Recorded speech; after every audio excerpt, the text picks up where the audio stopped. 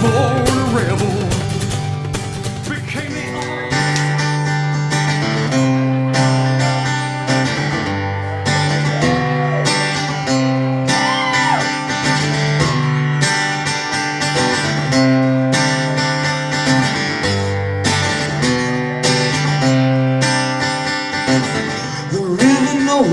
longer flows. The sun don't shine right here no more. The needle's dull and the whole beats slow. No one's halo stands out and glows. Friends are no longer here, all beat down to the enemy within. No one feels more stronger here since we've all come to our end. How long everybody has to sit? How long? Well, everyone's got a needle or pin. Why are we all here together? Are we supposed to be this broken?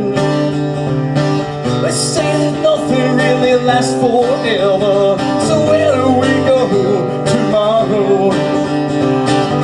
Crawling such a slow crawl, alive is what you see when you're living without those walls. Staying sick becomes a ritual for all. Echoing back, I can hear my call. Hello. But feels like we're dying inside. Pure, we've got to learn to forgive. Pure, we've got to learn to let go and forget. Pure, if we could all just sit down now together and cry. Thank you much, man.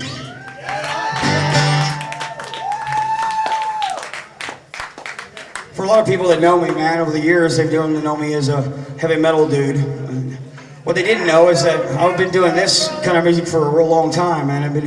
I'm just kind of afraid of what people might think about this side of me. Well, thank you very much, man. Thank you.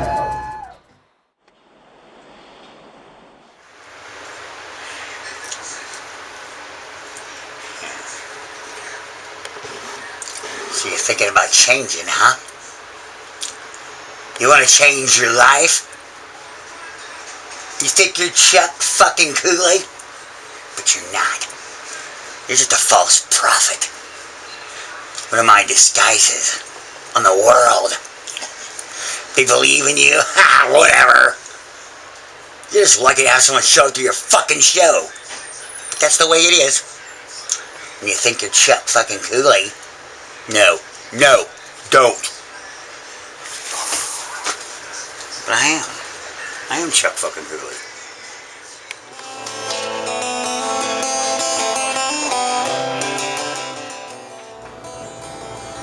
Alright, so the deal behind the song, The Way You Love Me, is, well, I was asked one time why I didn't really have any love songs within any of the CDs that I created or any of the songs that I performed. And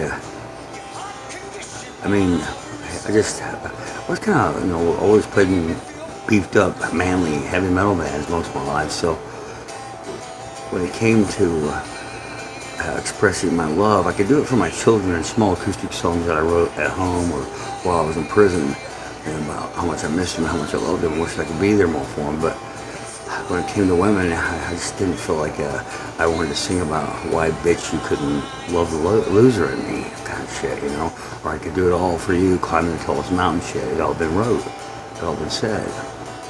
So after being told that, Chuk, you're a phenomenal songwriter, but you're not one of the greats. And some of the greatest songwriters have never even been, exposed to the whole world or have found superstardom. found a little bit of fame and had a few songs that picked, you know, may resoluted to, you know, years of people keeping them a secret, I guess. And I mean, Sean Moffat wrote there many years back that I was one of Tulsa's best kept secrets. Fucking 25 years, come on, man. But as time goes on, you start thinking about why, you know, you have certain songs. And so I was on the road with my best friend Gypsy, and a year had passed, and I could see that this relationship that I'd been in, my third serious relationship, was coming undone at the seams, and with me touring and playing constantly, and her working, and you know, we both were good parents. We both were good to each other. We just lost sight of our communication, and I guess, you know, we both were going in different directions. So while out on the road, I started finding, you know, what was it that, you know, they got me hooked with her. And I remember the first time that I just cried. As I thought right now, that was many, many years ago, and I cried for, I mean, it must have been 3 hours, everything. I was like crying of letting go of the pain, crying of, you know, believing in love, crying for having to trust someone again. You know you couldn't, and you weren't even healed. So, you know, and she sat there with me, you know, pretended that she understood. And that's a sign of great love right there, man, when someone pretends that they're understanding, and they really can't, you know. But I wrote the song The Way You Love Me about her in the beginning. But I think later on, you know, when I went out and recorded it, and I got, you know, Felicia to sing back up with me on it and play piano, and Scott Levan, may rest in peace, play guitar with me. When I went and took the song home and had her listen to it, she cried, and then she said, "That's not who I am, and I don't want to ever hear that song again." And that's when I knew our relationship was pretty much over. It was just a matter of who's leaving and when, you know. And so right at that, within that song, the Demon Hammers were pretty much. Well, I couldn't hang much longer. I spiraled right completely out of control, and you know, my first love song, which I felt was very, very proud of that song. You know, it was some of the most sensitive, touchy words that I thought I never could sing. Here I was singing, but the girl that I wrote it for didn't want it. She didn't want this song.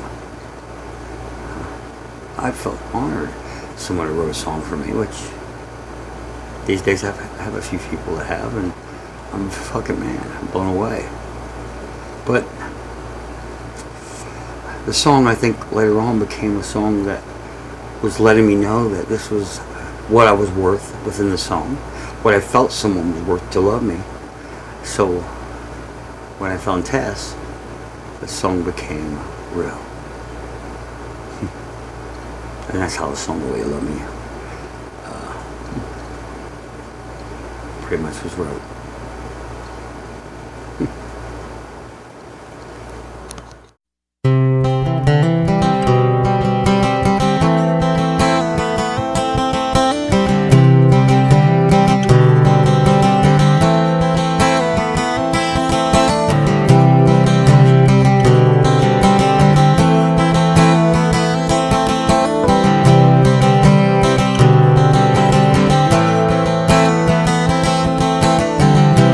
Took this broken man. You understood even when you had to pretend. Your heart conditioned my weary soul. It made me feel for the first time whole. It's the way you believe in me. It's the way you touch me. It's the way you kiss me. Ah, it's the way you love me.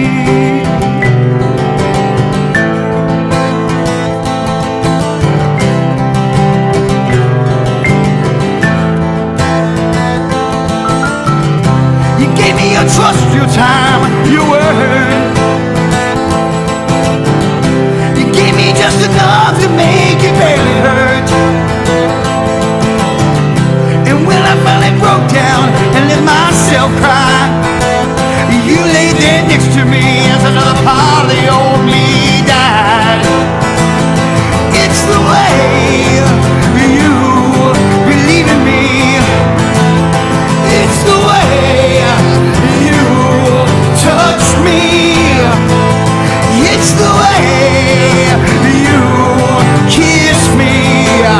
Ah, it's the way you love me. You lifted me up so I could play my life songs. And who would have ever thought I would be somebody worth loving all along? As crazy as it may seem, and I still am. Oh, it's still hard to believe. Oh yeah, you really gave a damn.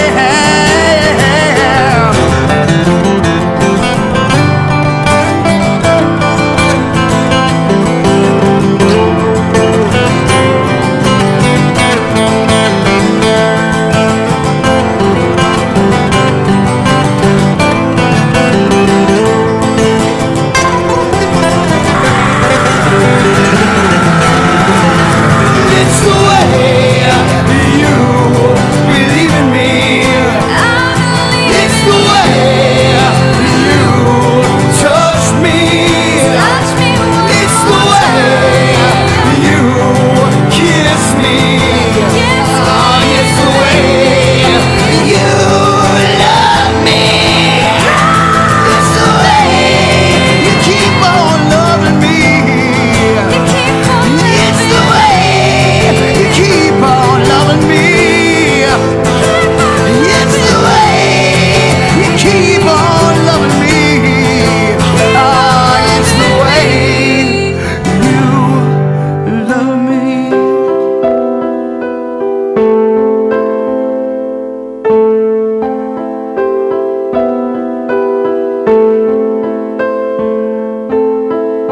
You took this broken man. You understood even when you had to pretend. Your heart conditioned my weary soul. It made me feel alive and whole.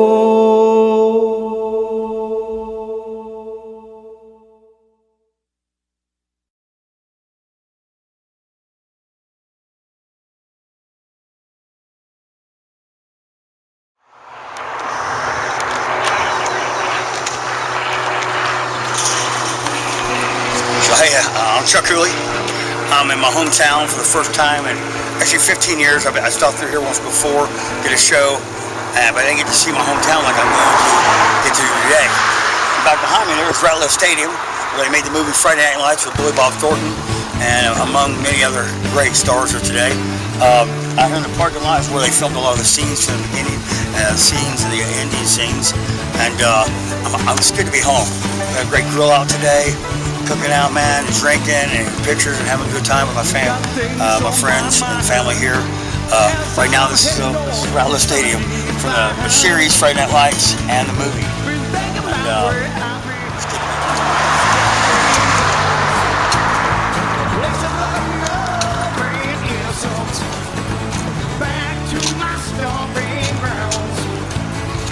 And, this is where the junior high at. I play football. Roam these halls, man. Get kicked out of school. SWATs on a regular basis. One of the stories I'll share with you real quick is me in my science class. I hated my science teacher because he seemed kind of off, nerdy, gay, Pee Wee Herman style kind of guy. And I wrote "fuck you" across my knuckles. He said at the front of the class with the mayor, and he saw that, gave me a slip, go to the office. Well, on the way to the office, I stopped by the bathroom, washed them off, right? Not paying attention to how red it made my hands, scrubbing them. I get to the office, and the principal sees my knuckles and gives me swats anyways, 3. So I was a regular in the office here through a couple different principals. And this is where I went to school, though. My memories of junior high school, played football, like I said, for Nimitz. And among my first loves, my first chicks that I would be with, first girlfriends, and virgin, pop my cherry, all that good stuff. So this is school in Odessa, Texas, man. It's good to be back here. This is the first time I've been here in 30 years. If you look right across the street, though, you can see what Odessa, Texas is all about. Oil, baby. Oil. Goes up on all that. I ain't going here very long.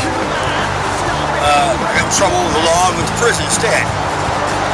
This is the school they made Friday Night Lights, the series, and the movie about the stadium. We were at Ratliff Stadium. They made that stadium for the school because they're one of the best teams, high school football teams in Texas, period. Black and white, man. Now, with that being said, I'm going to tell us one of my criminal stories that led me to prison. Right here, you follow me. And right here at this intersection right here, I had a stolen car, runs out of gas right here where that truck's at. There's a cop sitting right here in this parking lot, right here. And I get out and try to push his car across the intersection there.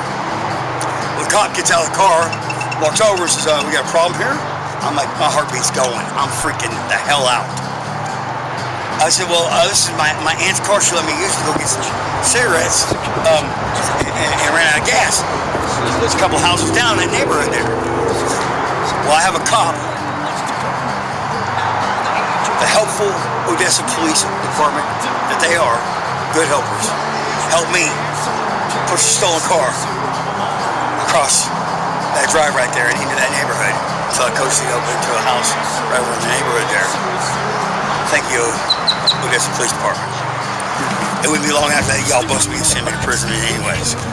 So, more memories in my hometown, Odessa, Texas. It's good to be back here after 30 years, man.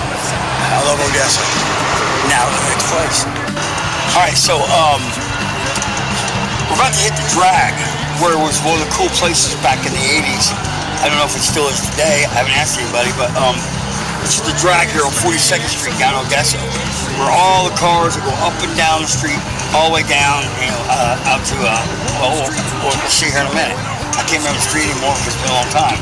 But right here in this neighborhood, right here, we're walking along the street out here. I was walking home one day, me and my friends, jocks would throw their beer bottle out and hit me in the head, bust me open. I get 3 stitches from that.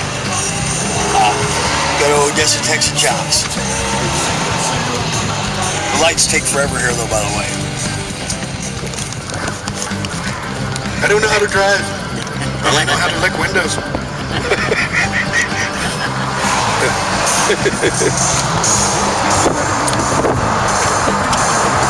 These are streets I walk up and down every day.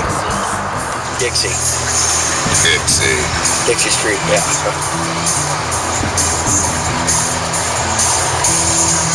It's like Electric Avenue, but way more sound. So here in Dixie Street, cars get floods in this area really bad because there's no drainage systems here. So we would come out here, push cars out of the water, they get flooded out for dollars and nickels and dimes and quarters, sometimes $5 tips. And go play video games without that money.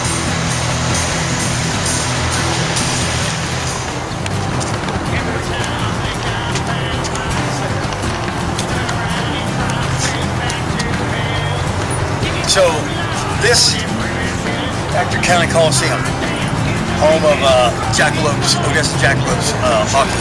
Now, back in the day, 82 was 81, 83. I would save up can money. I'd collect cans, and I would trash cans and all that stuff, and I'd take them to the cycle guy and collect money just so I could go see my favorite concerts. My first concert I'd ever see in my whole life was right here in this place with a band called Cheap Trick, Bolden Nova, and Axe. I'd go on to see Scorpions, Iron Maiden, Girl School, Wasp, Kiss. This one here is one of my favorites. Metallica, Grim Reaper, and Armored Saint. Yes, their first tour ever. I would see them right in this place. This place is what helped make me the musician I get to be today.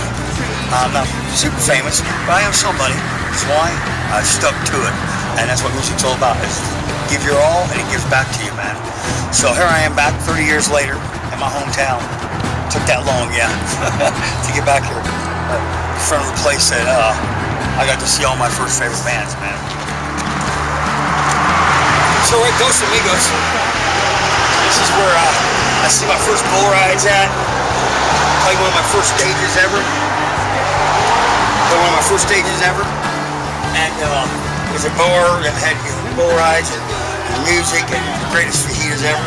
We're gonna go out and get a drink right now, so follow us in, check us out.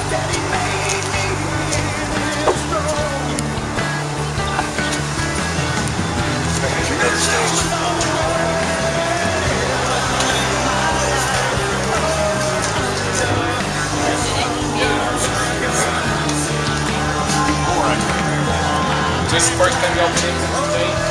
I've been here 30 years. I used to live here. I grew up with I'm on tour, and so we played here last night. Yeah, so I used to live right here over the last house on the left there. I couldn't find it though. Look at moved. Is there a church down here at the very end? Before it tees off? I used to come here when I was a kid. Yeah, I played my first show here. Bull Riders, right there, right? We just hung out, spent the night at the Bull Riders' house. Yeah. Jason. Yeah, guy named Jason. He plays in a band. He also plays the Welders. I can't remember his last name right now. Him and his wife Spider. Her name is Crystal. Yeah, pretty well known here. Musicians. Nice to meet you guys.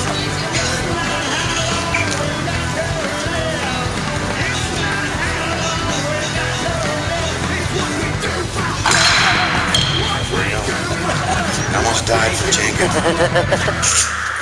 Pretty cool, huh? Yeah. The hanger size. We all knew he had an orange beanbag. Hey, look, I got a sack for you. We're still playing. Just playing. Are you alright? Yeah. I mean, so we're at Dos Amigos. I'm getting ready to play the stage here for just a song. And we're watching Haley make, what are these called? This is called the Hanging. So you like making drinks, you can tell. Yeah. Good. Take no idea.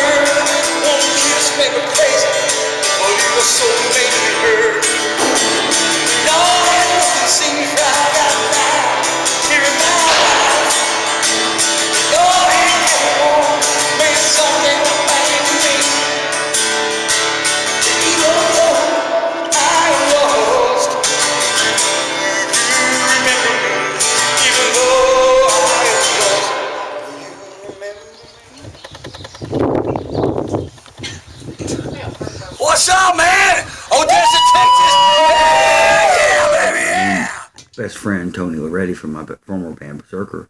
Me and Tony, when we create shit together, we win. I mean, it's a great, epic music, magic. It's musically magic, man, and the things that we get to do and that stuff. When we make shit happen, man. So.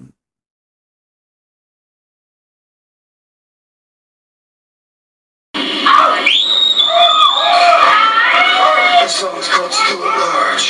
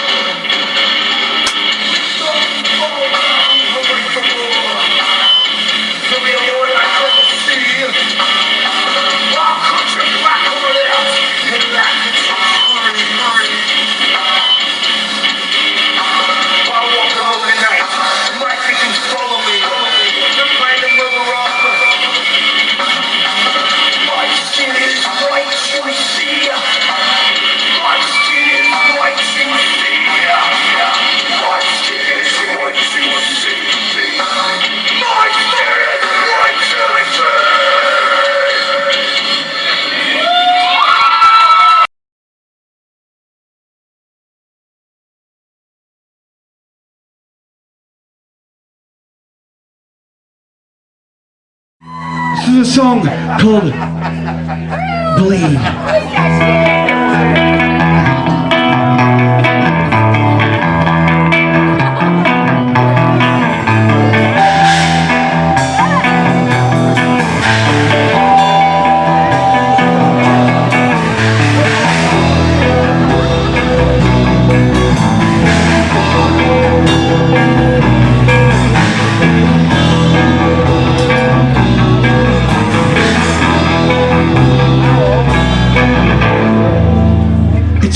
To see your future when all seems played out, doomed feelings overwhelming my heart and head.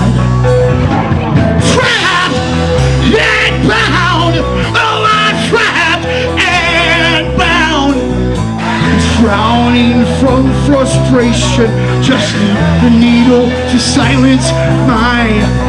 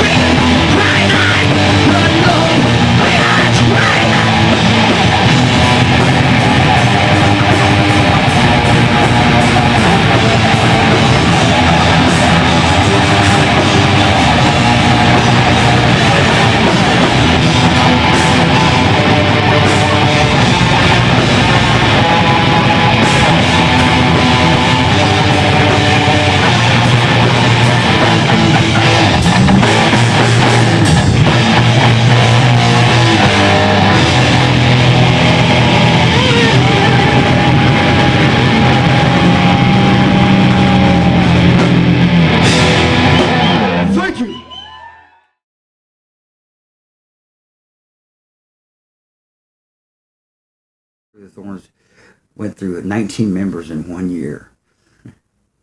Maybe it was me. I was a dickhead quite often.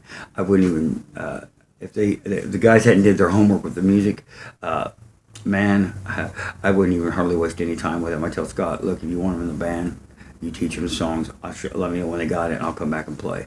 I was tired of showing people the songs. I was tired of it all, and I was a dick to every one of them. I'm sorry, guys. You just have to be where I've been. Oh. So Through the Thorns went on, and then it took a break for a while, and then some other cats came in and with me, and we reinvented the band. We took second place at the biggest Tulsa battle of the bands, and it was a total band of 5 junkies, and me being the one trying to get clean. The other ones didn't give a fuck. I would travel, 2 hours to get to practice.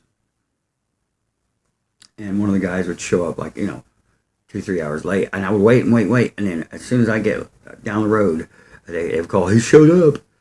So I figured out that, he had joined the band so he could kind of take over later on and get the guys, on board with him and his own music. But I have to say, with all the stress and all the bullshit that they put me through, those moments that we would play together on stage were the most fun, most free, and most rocking times I ever had. It was, I was free. Even though up to the moments of jamming, because they would always show up late, like 2 minutes after we're supposed to jam, They were all, methed out, and here I am, what the fuck. But these guys, they would get up, and when we played together, it was magical, man. And I was free, man, it was good. It was good.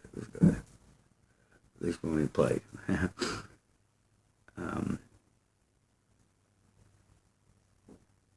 But Through the Thorns was created for Scott Levan. May he rest in peace. I love you, Scott. Through the Thorns originally was a song that I wrote for the Demon Hammers. It was based after a childhood thing where me and my group of friends we were the kind of the hoods, the freaks of the town, and we would throw sandbags at the jocks after their games. They would be driving by these alleys, and we would have these alleys out like all booby trapped and shit with big spikes in the alley, so flatten their tires, or logs, or things like that. So one time we got chased, and there's this old Edsel that's set out behind in the alley there. I guess he'd been there since the beginning of time, and dew had just hit like a thin layer of cold water across the steel of the car, and we would run across it and jump over his fence, and then run into the front yard of this house, run through their side gate fence to get away. On this night, what we didn't know was in between the Edsel and the fence was a thorn bush. And I would slide. My 2 friends would run and they'd jump it, but I would slide and land between the fence. And I had sweatpants on. This was on New Year's Eve when 1984, Van Halen's 1984 would premiere their video. Just about an hour later, I would get home safely. But okay, so cut up and thorns. I would run across, I'd land between the fence and the Edsel into the thorn bush. Then gripping, every time I move, they grip. My friends would jump over right before me, and then the jock would come up and jump in the car and see them. But he didn't see me. And I was holding my fucking shit, trying to breathe like a horror movie. This big old jock towering over me like King Kong. He's screaming at them, and I'm right beneath his feet, but he can't see me because I get either too drunk or it's too dark. But eventually he leaves, and I have to pull myself out of these thorns with a really wet car that I'm sliding off of, trying to get out of this fence, between the fence and the car and the thorn bush. So that's where Through the Thorns kind of spiraled from the song. And then as I grew up in life, I would find myself always trapped in some kind of a thorn bush. Not literally, but prison, drugs. These were all thorn bushes to me. And then haters. They're also thorns in your side. So these are all things I collected scars from. When the Demon Hammers were at the height of their success, my main best friend, Tony Loretti from my former band, Berserkr, me and Tony, when we create shit together, we win.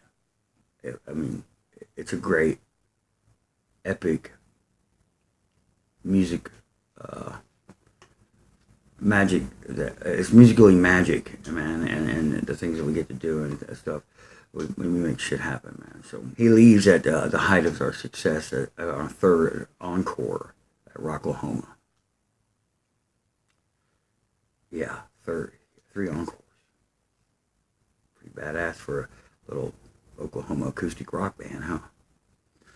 But when he left the band, I was already kind of teeter-tottering because I was having to kick member after member out, or just having to keep starting over again. Right when we would get at $1,000 mark, making $1,000 a night, we would have to kick somebody out and then go all the way back to starting over again. And that gets old. And then the songs lose their meaning.